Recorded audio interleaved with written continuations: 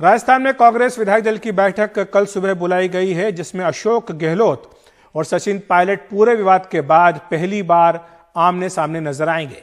वैसे तो सुबह के भूले सचिन पायलट 1 महीने बाद घर वापस आ गए हैं, लेकिन घर के बर्तन खड़कने बंद नहीं हुए हैं। उनकी वापसी पर विवाद जारी है। खासकर वे विधायक खासे नाराज हैं जिन्होंने पार्टी के साथ वफादारी निभाई, लेकिन अब उन्हें डर सता रहा है कि बागियों को उनके मुकाबले तरजीह दी जाएगी।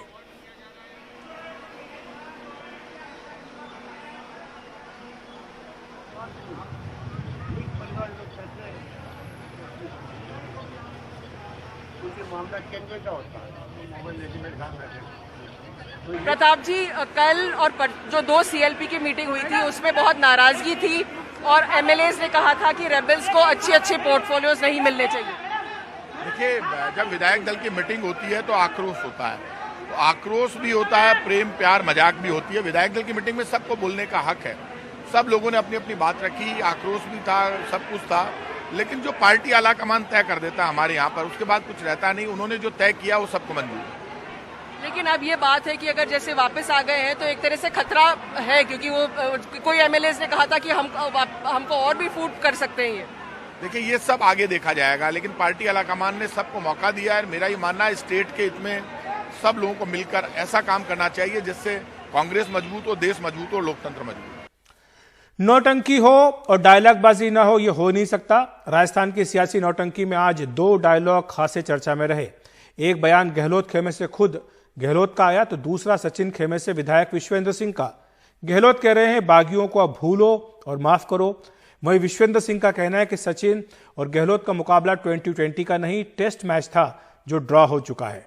पर विश्वेंद्र सिंह ने यह नहीं बताया कि यह एक ही टेस्ट मैच था या पूरी सीरीज। लड़ाई डेमोक्रेसी को बचाने की है, उसमें जो हमारे विधायकों ने इतना साथ दिया, 100 से अधिक विधायक एक साथ रहना इतने लंबे समय तक अपना आप में बहुत बड़ी बात है, जो हिंदुस्तान के इतिहास में कभी नहीं हुआ होगा। तो ये डेमोक्रेसी को बचाने की लड़ाई है, आगे भी जारी रहेगी हमारी लड़ाई। और बाकी जो एपिसोड हुआ है, एक प्रकार से भूल और माफ करो की स्थिति में रहें, सब मिलके चलें, क्योंकि प्रदेशवासियों ने विश्वास करके सरकार बनाई है। कि देखिए, लोग हम पर आरोप लगा रहे हैं, आधा एसओजी के मुकदमे हो रहे हैं, एसीबी के मुकदमे हो रहे हैं, हमको कोर्ट जाना पड़ रहा है, अपनी सरकार लगा रही है हमारे ऊपर, और इसमें हम आरोप लगाए जा रहे हैं, अलग अलग तरह के अनर्गल आरोप, और कोर्ट तक जाना पड़ा है। बड़े दुख की बात है।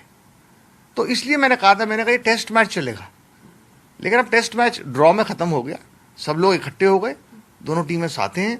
मुझे तो हाईकमान ने सब कुछ संभाल लिया, और कांग्रेस इतना बड़ा कुनबा है, इसमें सब लोग कहीं ना कहीं खटपट छोटी मोटी तो होती रहती, लेकिन जितना तूल इसको दिया गया वो ऐसा कुछ था नहीं। राजस्थान में विधानसभा सत्र से पहले कल बीजेपी विधायक दल की बैठक होने जा रही है। इसमें वसुंधरा राजे भी शामिल होंगी। हमारे सहयोगी सौरभ शुक्ला ने इस बारे में प्रतिपक्ष के नेता गुलाबचंद कटारिया से बात की है। हम इस वक्त जयपुर में मौजूद है, हमारे साथ गुलाब जी हैं, नेता विपक्ष हैं, और कल विधायक दल की बैठक है बीजेपी की। सर, क्या कुछ तैयारियां हैं? अभी आपकी बैठक हुई है कुछ नेताओं की, क्या कुछ निर्णय लिया है, क्या रहेगा, क्या कुछ कहेंगे इस विधानसभा सत्र में बीजेपी के लोग? देखो, मुख्य रूप से तो जो हमारे दिल्ली से आने वाले नरेंद्र तोमर जी आ रहे हैं, मुरलीधर राव जी आ रहे हैं, हमारे प्रांत प्रभारी अविनाश राय जी खन्ना आ रहे हैं, हम सब लोग हैं, हमारे सारे विधायक रहेंगे। विधानसभा का सत्र जिन परिस्थितियों में हो रहा है उसको ध्यान में रख करके जो भी आवश्यक विषय, विशेष रूप से जो इस बाड़ाबंदी के कारण और कांग्रेस की जो अंतर विरोध के कारण से राजस्थान की जनता ने जो कुछ भुगता है, उन सारे विषयों को हम विधानसभा के फ्लोर पर लाने का प्रयास करेंगे। इसमें कोरोना भी है, टीडी का हमला भी है, लॉ एंड ऑर्डर की बिगड़ी हुई स्थिति भी है, एम्प्लॉयमेंट की स्थिति है। जो कुछ आश्वासन इन्होंने दिए थे उनकी पूर्ति आज की तारीख में हुई नहीं है। ऐसे जो भी जनता से संबंधित विषय हैं, विशेषकर बिजली का जो करंट लोगों को लग रहा है, किसान इस समय परेशान है क्योंकि कई जगह बारिश हुई, कई जगह नहीं हुई, उसके बारे में जो जो विषय राजस्थान के, उन सब विषयों को चर्चा करेंगे। सर, क्या सबकी नज़रें वसुंधरा जी पर हैं? क्या कल वसुंधरा जी आ रही हैं विधायक दल की बैठक में? आपकी बात हुई? 100% आ रही है और वो आज रात तक ही पहुंच जाएगी, कल टाइम पर आएगी। 11 बजे कल 11 बजे का समय, बिल्कुल 11:30 बजे हमारा कार्यक्रम शुरू होगा। 11 बजे हमने सबको बुलाया। कहाँ पर सर ये बैठक? यहीं पार्टी कार्यालय पे होगी। पार्टी कार्यालय पर होगी। हमारे सहयोगी सौरभ शुक्ला हमारे साथ जुड़ रहे हैं जयपुर से। सौरभ, क्या बीजेपी अविश्वास प्रस्ताव लाने की कोई योजना बना रही है जो विधानसभा सत्र शुरू हो रहा है, और वसुंधरा की मौजूदगी क्या संदेश दे रही है?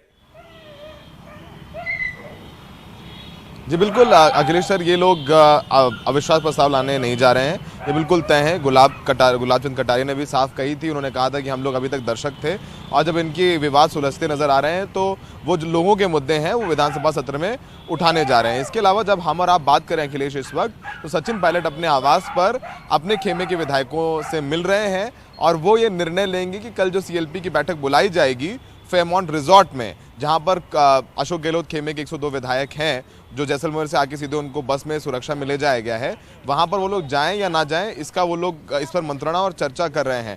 और देखिए, वसुंधरा ने अब तक पूरे इस राजनीतिक घटनाक्रम में जयपुर से दूरी बनाई रखी थी, वो अब कल पहुंचने वाली हैं। जैसे कि लगातार आपने भी ये रिपोर्ट किया था कि वो पहले 2 दिन पहले वो दिल्ली पहुंची थी, वहां पर जेपी नड्डा जो कि पार्टी के अध्यक्ष हैं उनसे भी मुलाकात की थी राजनीतिक घटनाक्रम पे। तो कल वो यहाँ पर पहली बार 1 महीने के पूरे राजनीतिक घटनाक्रम के बाद 1 महीने बाद यहाँ जयपुर में पहुंच रही हैं और उनकी मौजूदगी काफ़ी अहम रहने वाली है, क्योंकि वो बहुत कीन नहीं लग रही थी कि कहीं ना कहीं सचिन पायलट का साथ दिया जाए। जब सचिन पायलट अलग हुए थे शुरुआती दौर में और जब बहुत मतभेद बढ़ गए थे और इनके 19 विधायक अलग होकर के गुड़गांव और दिल्ली में थे, तो फिलहाल सचिन पायलट अभी बैठक कर रहे हैं अपने विधायकों के साथ। जी, शुक्रिया आपका सौरभ इस तमाम जानकारी के लिए। फिलहाल हम एक ब्रेक ले रहे हैं। ब्रेक के बाद बिहार में उद्घाटन से पहले फिर बह गई एक सड़क।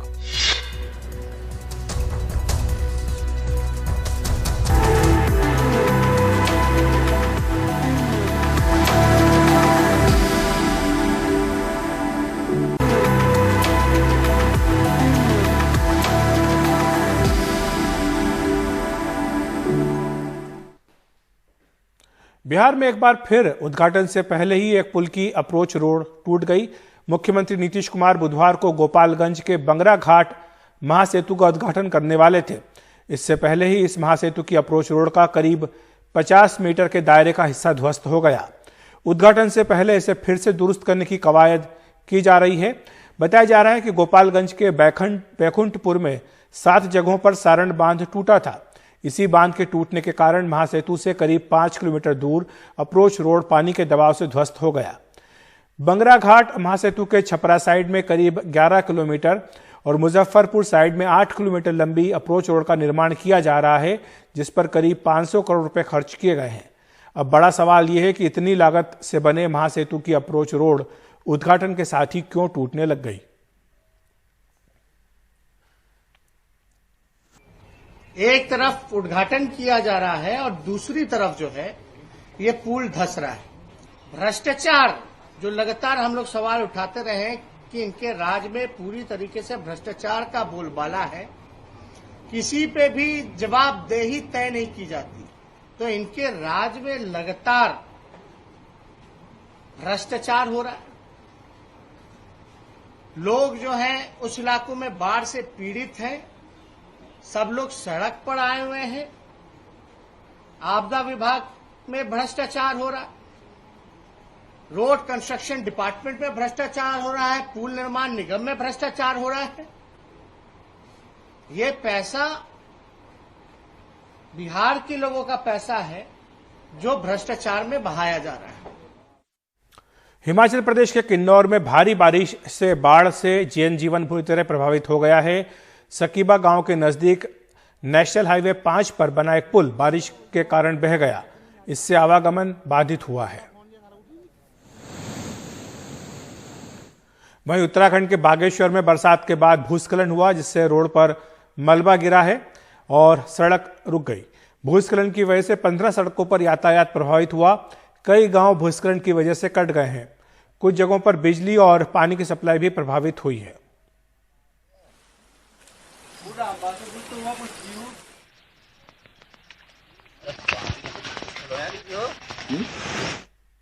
मध्य प्रदेश के कुछ इलाकों में भी आज भारी बारिश हो रही है। लगातार बारिश से सतना जिले के नागौद पुलिस थाने में पानी भर गया। थाने के परिसर में खड़ी गाड़ियां डूब गईं। इससे पहले जबरदस्त बारिश की वजह से 2016 में सतना में कई इलाकों में बहुत ज्यादा पानी भर गया था।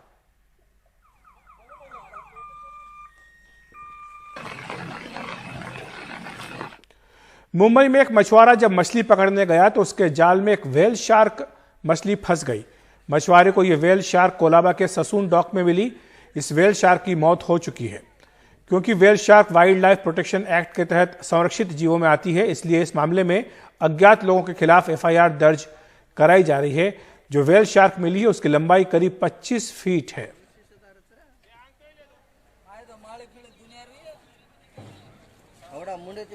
और श्री कृष्ण जन्माष्टमी का त्योहार आज देश के कई हिस्सों में धूमधाम से मनाया जा रहा है। विश्व प्रसिद्ध मथुरा और वृंदावन में जन्माष्टमी इस बार हर साल की तरह अलग है।